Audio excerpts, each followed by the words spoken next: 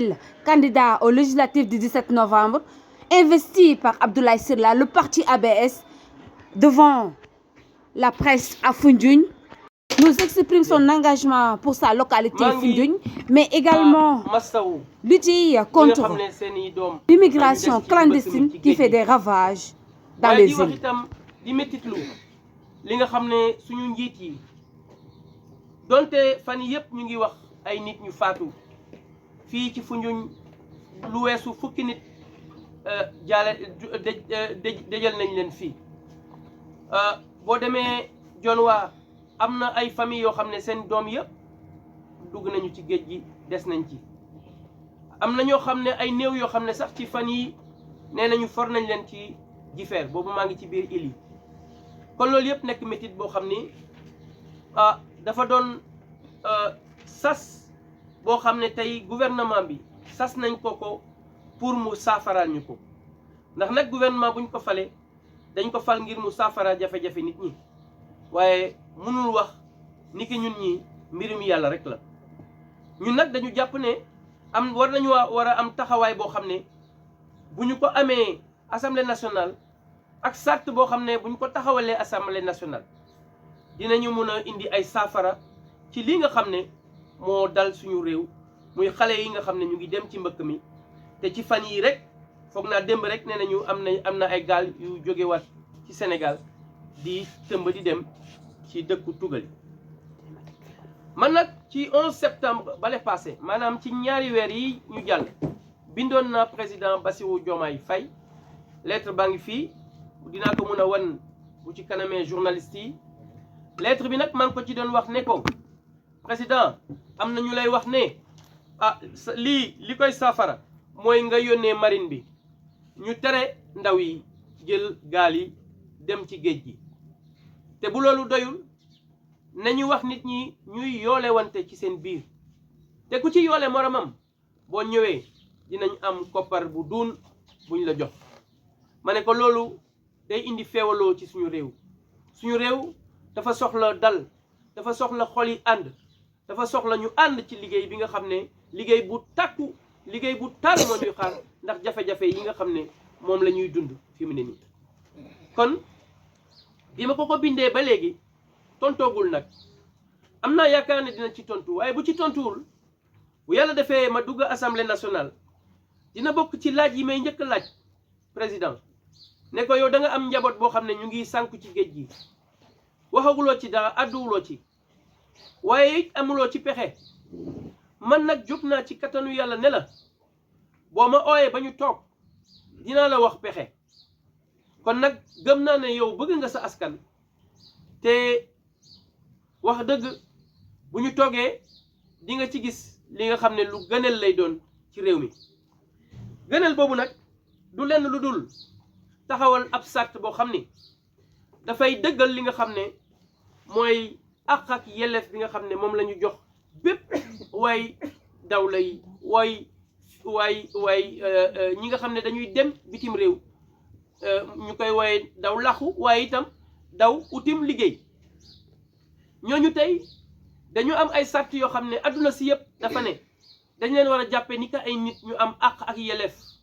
war na am taxawaay bu nit ñi war a am rawatina réew yi nga xam ne fa la ñooñu di dem pour ñu dalal leen ci jàmm pour ñu traité leen ni ki ay nit waaye dañu gis ne sart yi dañoo bare ba nga xam ne finalement sax amu ci benn boo xam ne ñu ngi koy doxal ba tax tey ñi jël géej gi dañu bokk ci ñi nga xam ne dañu salfaañee seen àq ak seen yelleef ba nga xam ne tey ku ci faatu dañ lay sànni ci ndox mi noonu rek waxul ne seen waa kër ne kooku gaañu na bari na ci sax ñoo xam ne mënuñu fexe ba nangu ne seen doom wala seen mbokk faatu na ci ndox mi ndax gisuñu yaram yi kon mu doon lu métti te ñu war koo saafara ci assemblée nationale ñun nag xalaat biñ ci indi mooy dañu war a taxawal benn sart bu ñuy wooyee loi portant code des migrants économiques waxuma nag migrants yi nga xam ne dañuy jël rek géej gi bépp ki nga xam ne day dem ci àdduna si di ut liggéey gis ngeen bu yàggul Donald Trump dañ ko fal rek mu commencé dàq ay nit dàq na ay millions ngi nit ñooñu peut-être ay sénégalais bokk nañ ci gëm naa ne ci temps yi di ñëw itam waa Europe dinañu def noonu waaye gis ngeen Frontex bi ni muy def Frontex bi tamit mooy li waa Union européenne taxawal ñoom dañu bloqué géej gi te di dàqante ñiy bugg a dem dugg foofu am na ci sax ñoo xam ne dañuy mujj di gaañu wala sax di dee kon loolu yëpp dafa nekk loo xam ne suñu gouvernement war na ci taxaw te bu ñu taxawalee charte bi may wax noonu charte boobu di wax ne li muy njëkk wax mooy charte bi dañ ko taxawal ngir aar suñu njaboot aar ñi nga xam ne dañu war a uti liggéey ndax ñoom dañu am àq ak yelleef boo xam ne adduna si yëpp dañu nangu ne àq boobu ak yelleef boobu dañ leen ko war a jox muy benn ñaareel bi dañu nekk ay sénégalais ba tax fépp fu sénégalais nekk ñun ñii yor réew mi dañ leen war a aar dañ leen war a njaboote te bañ a nangu ñu indil leen ay jafe-jafe wala buntu xatal leen loolu mooy liy tënk li ñuy woy exposé des motifs léegi ñu dugg nag ci li nga xam ne mooy objectif bi mooy maanaam loi bi lan lañ ci namm def ndax loi li muy tekki mooy day wane ab yoon bu ñu war a jël ngir saafara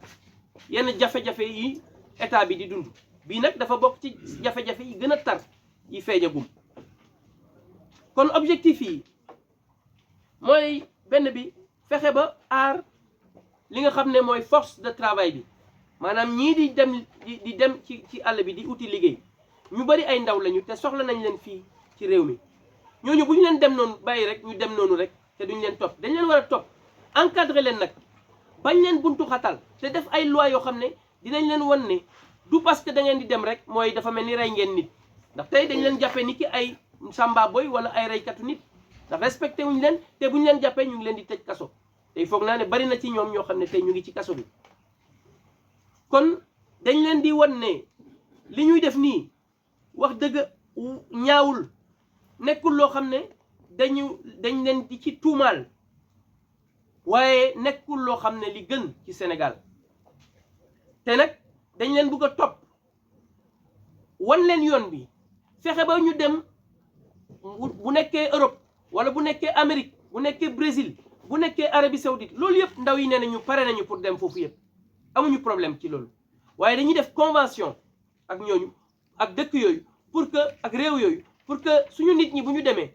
bu ñu fa defee fukki at ñu mun a dellu siwaat bu boobaa nag seen xam-xam ñoom dina yokku seen am-am dina yokku seen manin seen manil itam dina yokku kon loolu bénéfice lay doon ci réew mi waaye fi ñu toll nii bari na ci ñi nga xam ne bu ñu demee dañuy nekk ci condition précaire mooy maanaam dañuy laxatu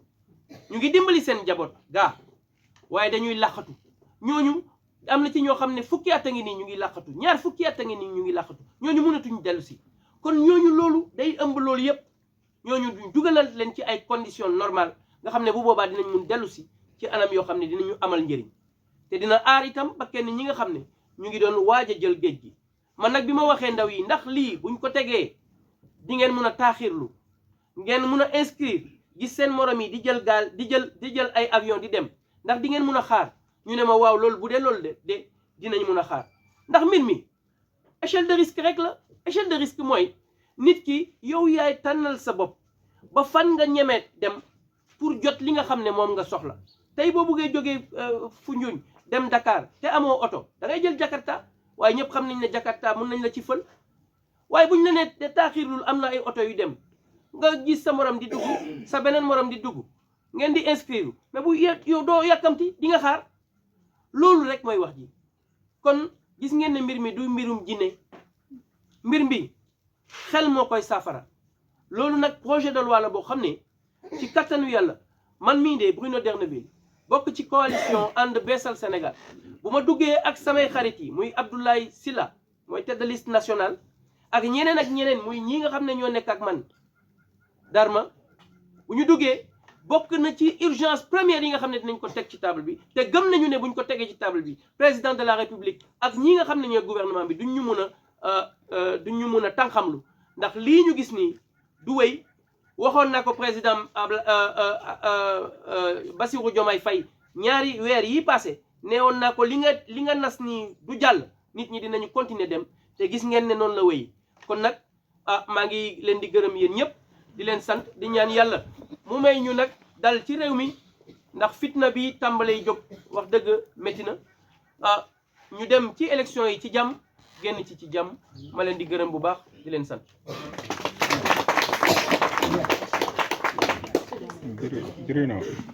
Voilà, d'autres questions. Je pense que tu prends le... Oui, voilà, j'ai... Oui, allez-y. Posez directement. Je Oui, vais. allez-y. Voilà. Votre nom? Mia Sow Diawara, journaliste républicain et présentatrice à la Lumière du Sénégal. D'accord. Bon, votre projet de loi, si je l'ai bien écouté, vous avez parlé, par exemple, comme si vous parlez de l'immigration circulaire. Parce que j'en avais à parler avec un député qui habite les îles. Je crois que vous le connaissez, le député Luc André Diouf depuis Espagne. On en avait parlé de tout ça. Il suffit que le président du Sénégal signe un décret conventionnel comme les pays de la Méditerranée et les Sénégalais vont bénéficier de cette convention pour partir travailler, ensuite revenir et laisser les autres partir puis revenir. Je crois que ça rejoint un peu à votre projet de loi. Excellent. C'est une très belle proposition. C'est une solution qui répond partiellement au problème. Mais si vous voulez, notre projet de loi est beaucoup plus vaste que ça, puisqu'il comporte aussi bien les migrants qui partent aujourd'hui dans des conditions irrégulières, que ceux qui sont déjà installés en place, effectivement, qui sont dans des situations précaires et qui nécessitent d'être appuyés pour pouvoir revenir et ainsi contribuer au développement économique. Je pense que c'est une solution, effectivement, qui pourra être mise sur la table, en tout cas comme une contribution au futur projet de loi qui sera proposé, effectivement. D'accord. Ma deuxième question en est que, en tant que député de ABS, est-ce que vous avez 5 propositions à nous faire comprendre en tant que, une fois que vous serez élu député, en fait, pour la localité. Vous voulez parler d'autres propositions de loi? Exactement, d'autres propositions. Alors, les urgences sont très nombreuses au Sénégal. Oui. J'ai parlé du problème de la migration irrégulière parce que aujourd'hui, c'est ce qui devrait faire l'actualité, vu le nombre de personnes concernées et vu le fait qu'il y a aujourd'hui une augmentation des volontés de départ. Mais il y a bien sûr d'autres urgences. Le président Abdoulaye Sylla, j'ai entendu, et même à Koungheul en a encore parlé, nous voulons faire du monde rural un monde d'entrepreneurs agricoles, d'entrepreneurs ruraux. Et cela rejoint le projet que nous avions au niveau du Parti pour l'Action citoyenne, que nous avions depuis 2019, et dont j'avais parlé à Ousmane Sonko à l'époque. Je lui avais dit que l'agriculture familiale, pluviale, ne marche pas. Parce qu'il y a aujourd'hui des changements climatiques qui font qu'on ne maîtrise plus les questions d'hivernage. Mais pire, avec cette agriculture, on ne peut faire que de l'agriculture extensive. Or, aujourd'hui, nous devons aller vers une agriculture professionnelle, une agriculture qui travaille sur 12 mois avec les méthodes techniques modernes. Et c'est parfaitement possible. Les Sénégalais peuvent parfaitement s'adapter à cela. Souvenez-vous de ce que le président Senghor avait fait à l'époque avec ce qu'on appelait les terres neuves. C'était une première révolution. Et depuis lors, il n'y en a pas eu d'autre. Cette nouvelle révolution, ce serait de faire en sorte qu'on crée des véritables coopératives rurales. Il faut savoir qu'il existe des coopératives aujourd'hui, mais on les appelle coopératives, mais en réalité, ça ne sont pas des coopératives. Ce sont des centrales d'achat, tout simplement. Elles achètent les intrants et elles les redispatchent au niveau de leurs membres. Or, une coopérative, c'est une structure qui a un document officiel de reconnaissance, qui a des terres qui appartiennent à la coopérative et qui a ainsi la possibilité de lever des financements pour pouvoir faire des forages, pour pouvoir acheter des machines, tracteurs et travailler sur des milliers d'hectares. Je ne vous parle pas de centaines d'hectares, des milliers d'hectares. Ce que les Indiens font aujourd'hui dans nos terres, ce que les Marocains aujourd'hui font dans nos terres, ce que les Occidentaux font dans le Nord, notamment, ça, nous pouvons le faire par nos paysans et il faut que ce soit très clair. C'est ce que nous voulons. Nous les formerons à l'entrepreneuriat agricole. Et enfin, leurs enfants qui sont dans les universités, qui sortent avec leur diplôme, pourront les assister sur le plan marketing. Parce que vous savez qu'aujourd'hui, quand vous produisez sur le plan agricole, vous maîtrisez votre production, vous savez dès l'ensemencement combien de tonnes vous aurez dans 3 mois. Et ainsi, vous commencez à vendre dès que vous semez. C'est ce qui se pratique dans l'agriculture moderne. Et c'est vers ça que nous voulons aller. Et nous voulons le faire dès cette législature. Moi, je proposerai au président Bassirou Diomaye Faye, à qui je demanderai une audience, je lui proposerai de me laisser la possibilité d'organiser ce test ici sur le département de Foundiougne, où nous pourrons regrouper des coopératives de 200 voire 300 personnes avec une sécurisation de leurs terres pour pouvoir faire en sorte de démontrer à tous les Sénégalais qu'on peut faire de nos agriculteurs des véritables entrepreneurs agricoles. Donc ça, c'est sur la partie coopérative agricole. Mais il y a bien évidemment de nombreux rattrapages. J'en ai parlé à la RTS Fatick il y a quelques jours. Nous devons rattraper le retard. Malheureusement, toutes ces dernières années, de nombreuses lois ont été faites